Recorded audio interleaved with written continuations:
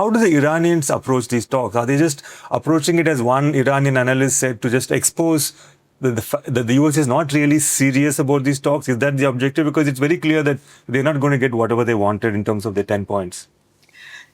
It's interesting because we tend to look at each set of negotiations in the aftermath of what is happening at that moment. So we're looking at these negotiations between US and Iran in the aftermath of what happened between February 28th and 39 days of war. But the truth is that this has happened. US and Iran have been in talks for decades.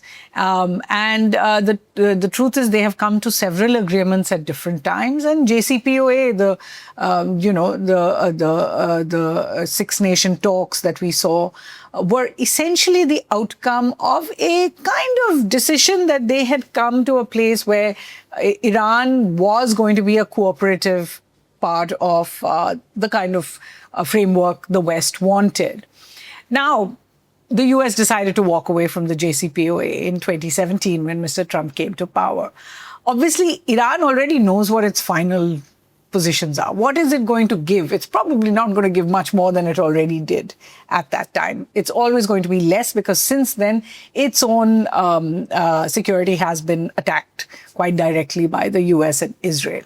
When I speak to Iranian, those who know about how the negotiations are being approached, their answer is very simply, how can we trust? Because every time we are attacked, it's not just that we are attacked in the middle of negotiations. Even approaching the negotiations in Pakistan was difficult because you don't know if you're going to be targeted. And it's not just the Iranians. We've seen it happen in Hamas negotiations as well, in Qatar when there was a bombing by Israel or, others who have been bombed, who have been killed by drone attacks over these years. So the first question is really, how can we trust? The second is to consistently make the point, and this is regardless of whether Iran is going to actually come to the negotiating table to give much more, is that they want to give the impression that they are willing for talks at all times. It is a huge leap of faith to send Mr. Ghalibaf, the speaker of Iran, as well as Mr. Araghchi to Pakistan. You pointed out that Oman was earlier doing some of the negotiations. I think when they were looking at how they could restart talks in this environment, the Iranians again had very simple points. At the end of the day, countries like Egypt and Turkey, who also offered their services, were not, according to them, trustworthy enough because they have their own independent relationships with Israel.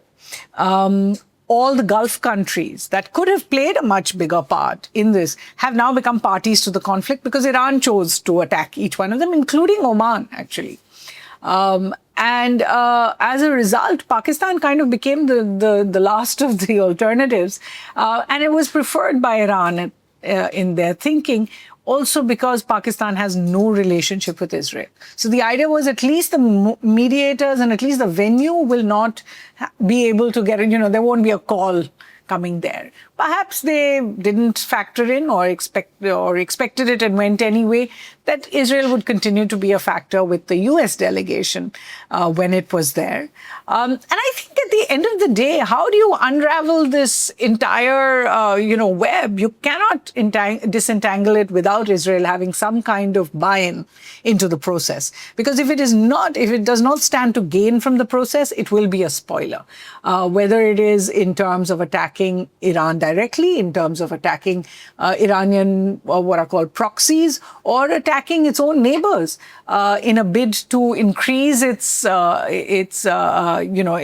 area of operation so as to feel more secure. So I think, in a sense, Israel has to have some kind of a stake from these talks if we are to change the paradigm that we seem to be in.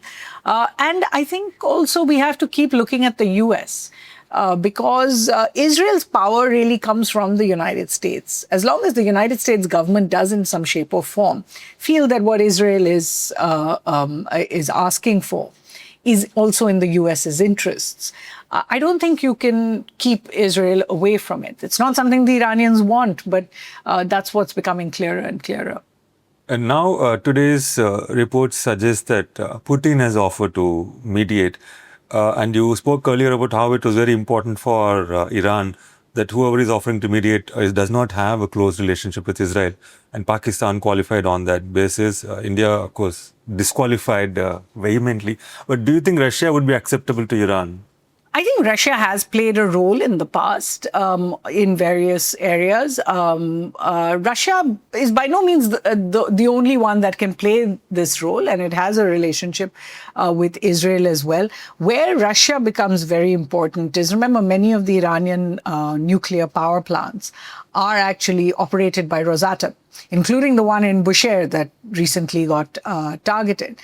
So Russia does have a knowledge also of the Iranian nuclear program, so it's important. Russia has on occasion also offered to store Iran's enriched uranium. So in a way to say, I guarantee that Iran will not use this for military purposes. And Dmitry Peskov, Mr. Putin's spokesperson, just repeated that possibility.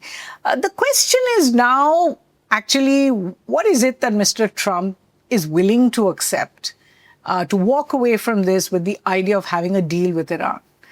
At the end of the day, I have to say, just watching how the world reacts, it seems to be normalizing Mr. Trump's very, very irrational behavior. And if Trump has decided that he wants a deal, he will get a deal. But we don't know how long he will stick to that deal.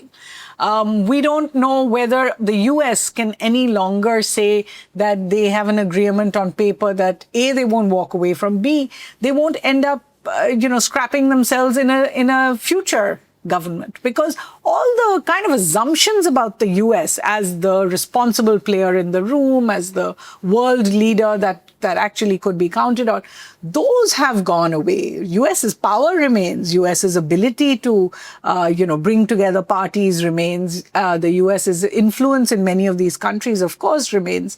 But what has gone away is the idea that the US is acting as a rational, responsible player in the interest of its own interest, but also in the greater good of all the parties.